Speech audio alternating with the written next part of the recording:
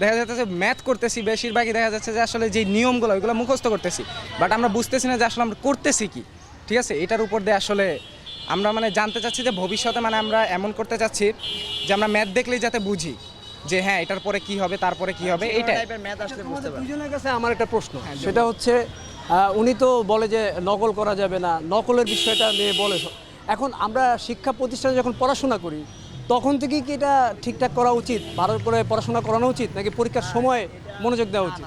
নকল এটা আসলে ন্যাচারাল। আমি নকলের বিষয়ে বলতেছি না, আমাদের কি পরীক্ষার সময়টাই আমাদের সচেতন হওয়া উচিত, নাকি আমাদের স্কুল থেকেই এটাকে সুন্দর মতো শেখানো উচিত? হ্যাঁ, স্কুল থেকে আমাদের ঠিক করানো উচিত যে আসলে নকল করা উচিত না। নকল এখন বিষয়টা তো হ্যাঁ, এটা কোনো ক্যারি করে না, সবাই তো মেইনলি নকল ধরা করে। পড়াশোনা, নিজের জ্ঞান অর্জন করা দরকার। নকল দিয়ে যদি কেউ কোনো শিক্ষা প্রতিষ্ঠানে পড়াশোনা করে সেটা তো হবে না। এই মনোযোগটা কোথায় দেওয়া উচিত? মনোযোগটা কি শিক্ষা প্রতিষ্ঠানে যখন তোমরা ক্লাস 9, 10, 8 পড়ো তখন থেকে কি শেখানো উচিত যে ভালো করে পড়তে হবে, নাকি পরীক্ষার সময় বলতে হবে যে তোমরা ভালো করে পরীক্ষার সময় পড়ো? তো এটা কোনো ক্যারি হবে না, কারণ সেটা তো অভ্যাস হয়ে আসে পিছন থেকে, যে নকল করে আসতেছে পরীক্ষার সময় পড়ে কী হবে।